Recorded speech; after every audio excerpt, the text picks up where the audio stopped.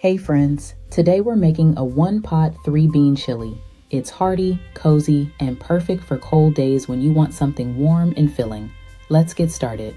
For this chili, you'll need canned black beans, canned kidney beans, canned pinto beans, white onion, garlic, olive oil, canned diced tomatoes, chili powder, cumin, smoked paprika, salt, and black pepper. We'll start by heating olive oil in the pot.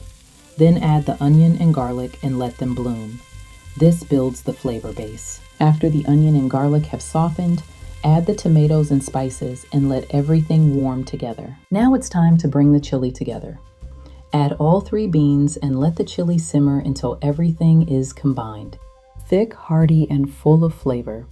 This 3-bean chili is comfort food done easy. You'll find the full recipe in the pinned comment. See you next time.